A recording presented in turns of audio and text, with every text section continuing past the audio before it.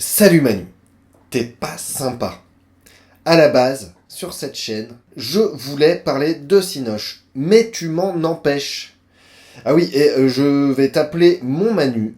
Ça peut sembler un peu familier, mais je me sens proche de toi depuis que je sais qu'on va faire la révolution ensemble.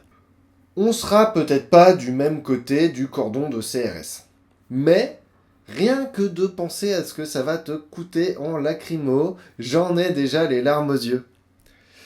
Sérieusement, je pensais parler sur cette chaîne de monstres de films de seconde zone que personne n'a jamais vus et appeler ça Strums. Mais depuis ma précédente vidéo sur la loi travail, tout le monde me réclame de la politique. T'en rajoutes une couche avec ton 49.3, alors j'ai décidé de parler de films de seconde zone en m'adressant à des politiques que tout le monde a déjà bien trop vus et appeler ça Strums quand même. Parce que des fois, on sait pas trop bien qui est le monstre. J'avais même commencé à plancher un sujet sur les robots tueurs. Alors du coup, je vais te parler de robots tueurs, rien qu'à toi, mon Manu.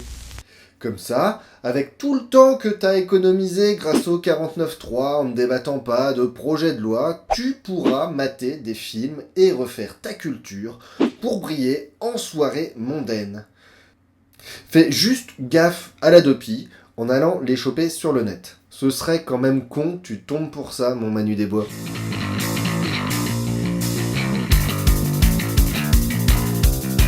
Le mot robot a été inventé en 1921 par le tchèque Karel Čapek, ou Karel Čapek, je n'ai aucune idée de la manière dont ça se prononce, dans une pièce de théâtre du nom de Rossum's Universal Robot, ou RUR. L'étymologie du mot est déjà lourde de sens. Robot est un dérivé du mot rabotat, qui signifie travail ou servage. Lui-même est dérivé de l'indo-européen orb, qui, bien que je le prononce probablement comme un chacal, signifie carrément jeune esclave. La pièce de théâtre, quant à elle, décrit comment les humains ont créé des créatures synthétiques pour travailler dans une usine et comment ces êtres s'émancipent, se rebellent contre leurs créateurs et oppresseurs et annihilent l'humanité avant de devenir la nouvelle classe dominante. Je viens de spoiler une pièce de théâtre vieille de presque un siècle. On a déjà là, dès la création du concept, un condensé de ce que représente le robot et son évolution. L'esclave à l'état agentique, s'émancipant de ses créateurs et maîtres en les supprimant, puis en les remplaçant. J'imagine qu'à ce point, tu devines où je veux en venir, mon Manu. Un robot, c'est avant tout fait pour servir ses maîtres. Dans la réalité, nous avons utilisé par le passé des esclaves, ou des femmes, selon ce qui coûtait le moins cher. De nos jours, on a à cœur de donner un peu d'argent à ces personnes en échange de leur labeur. On appelle alors cela un salarié. On peut éventuellement payer ce salarié jusqu'à 30% moins cher. On appelle alors cela une salariée. Comme il faut vraiment que tu comprennes, mon Manu, que l'archétype du robot dans les films de SF est une métaphore de l'humain asservi et à quel point ils sont interchangeables, je vais prendre un exemple tiré par les cheveux d'un film avec Tom Selleck, Runaway et l'évadé du futur. Dans ce film, dans lequel d'ailleurs personne ne s'évade du futur, Tom Selleck joue un flic chargé de désactiver des robots rendus meurtriers par Gene Simmons, oui, le chanteur de Kiss. Ce flic est célibataire et ne sait, puisqu'on nage en pleine année 80, évidemment, pas cuisiner.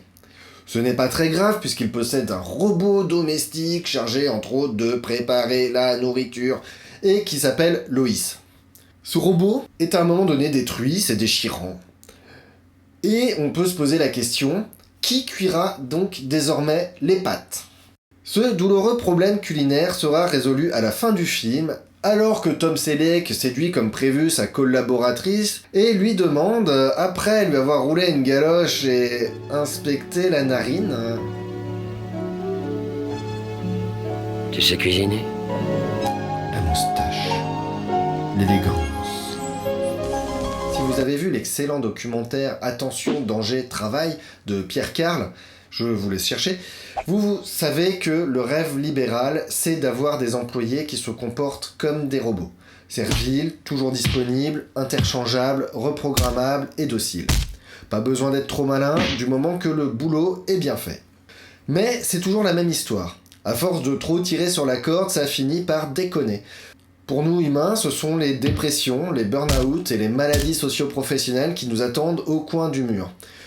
Pour le robot, c'est le bug ou le virus. I thought we were friends. I thought we were friends. I was just going to give you coffee.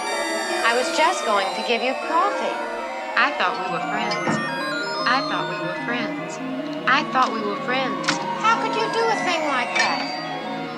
I thought we were friends. Dans les films de robots tueurs, comme d'ailleurs dans nos vies, ce point de rupture est souvent ce qui nous permet d'amorcer un changement, une transformation, une révolte. Encore que pour nous autres humains, en général, ça nous fout juste en l'air.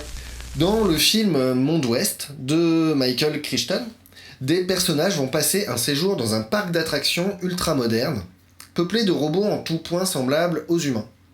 Ces robots sont programmés pour être inoffensifs et incapables de se défendre. Ils subissent donc les agressions, les insultes et les viols des vacanciers fortunés pouvant se payer ce type de loisirs. Monseigneur, Daphné. Monseigneur, Daphné. vous vous oubliez, Monseigneur. Les ennuis avec la fille. Interruption de programme. Quoi? Qu'est-ce qui se passe? Une des machines du palais ne répond plus du tout. Elle vient de se refuser à l'hôte. Cependant, ces humanoïdes se mettent finalement à se venger. Il est alors difficile pour le spectateur d'avoir de l'empathie pour les anciens tortionnaires devenus victimes du gunslinger joué par un Yul Brynner humilié en début de film et se transformant en tracker sans pitié.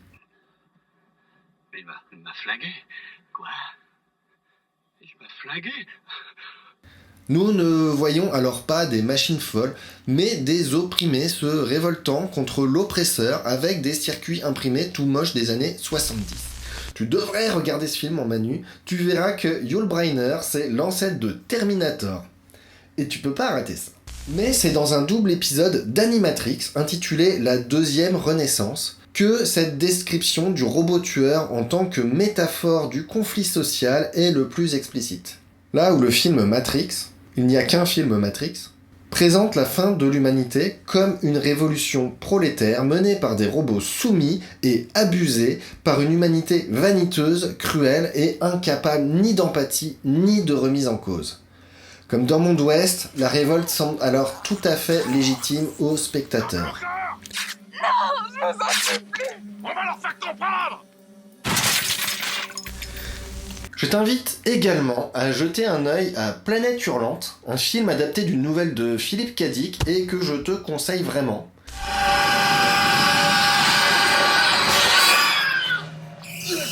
Sur une planète ravagée par une guerre industrielle, un petit groupe réalise que des robots autonomes, mais un peu bêtes, qu'ils avaient mis dans tous les coins pour les protéger, ont évolué et sont de plus en plus complexes.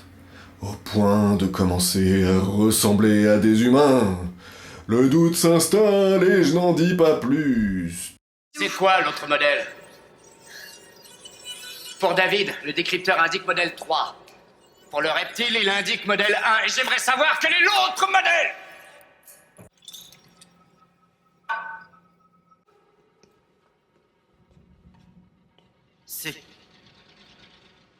C'est le modèle 2.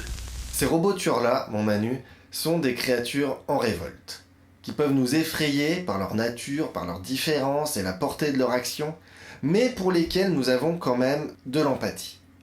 Elles sont la représentation d'une révolte légitime et d'une évolution vers une forme de conscience, d'humanité, de changement, ou de liberté, tout simplement.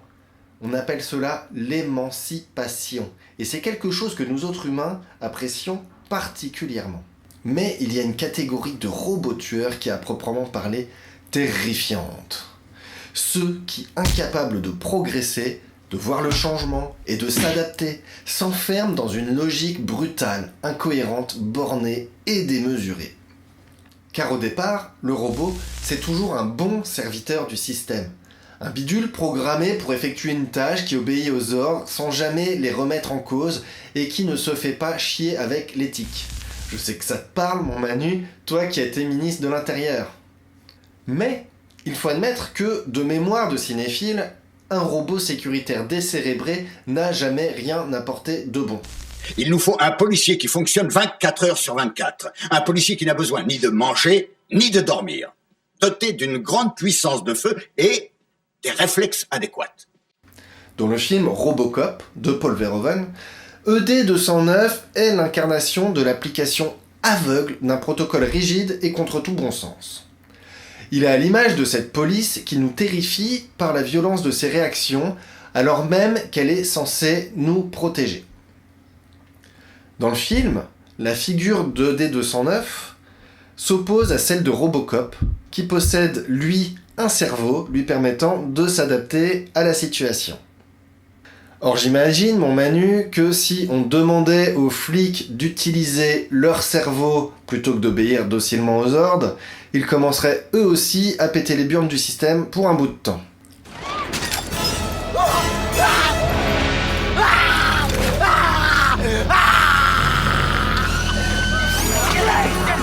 Chopping Mall est une petite série B des années 80 dans laquelle des robots chargés de la sécurité deviennent incontrôlables et prennent leurs tâches un peu trop à cœur en tuant des consommateurs piégés dans un centre commercial. Le 3 mai dernier, des CRS ont défoncé les vitres d'un McDo toulousain pour aller cogner ceux qui se trouvaient à l'intérieur. J'ai mis les images en parallèle, ça sert à rien mais c'est rigolo.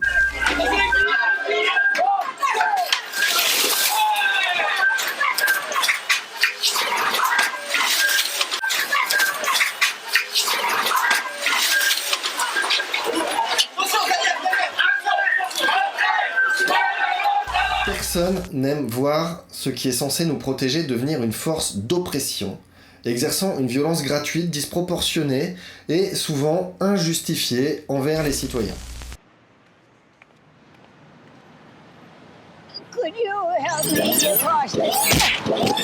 Et que cette force, ce n'est pas forcément des CRS tabassant des citoyens. Je vais prendre un exemple, tout à fait au hasard. Quand on prend une loi portée par une ministre dont le titre comprend les mots « dialogue social » et qu'on la fait passer « pouf pouf, je pose mes couilles sur la table » au mépris du peuple, on fait déjà preuve d'une violence démesurée. Tu vois mon Manu, il en va des robots tueurs comme des gens et des ministres. Il y a ceux qui ont pété un fusible par manque de justice et d'équité, et ceux qui exécutent leur programme sans discernement, sans compromis, et donc sans la moindre possibilité d'humanité ni de rédemption. Les premiers incarnent la peur de l'inconnu, mais aussi l'espoir d'un avenir plus juste. Les seconds, la brutalité totalitaire d'un système obsolète devenu fou. Merci mon Manu d'avoir regardé avec moi cette vidéo, et si je peux te donner un conseil, tu devrais te mettre à jour. Parce que là, tu rames sévère avec ton système d'exploitation féodale. Ça énerve plein de gens en plus, t'imagines même pas à quel point. Ça, c'est un coup à se retrouver dans le futur avec quelqu'un qui te programme un cyborg pour aller tuer tes parents avant ta naissance. En tout cas, j'en ai fini de prendre ton temps. Si tu es Manuel Valls, tu peux laisser un pouce rouge et me concocter une jolie fiche S. Si, en revanche, tu es un être humain, tu peux faire ce que tu veux. C'est quand même bien fait le libre arbitre. Cependant, si ça t'a fait marrer ou si ça t'a intéressé, tu peux toujours partager ça sur des réseaux sociaux modernes tels que MySpace ou Copains d'avant. Tu peux aussi me contacter en me laissant un commentaire sur le Minitel ou bien aller chez Surcouf pour acheter mon CD-ROM multimédia qui est drôlement bien et en plus c'est plug and play. Bon, je vous laisse. Pensez à vérifier que vous n'avez pas un Strumps dans le placard.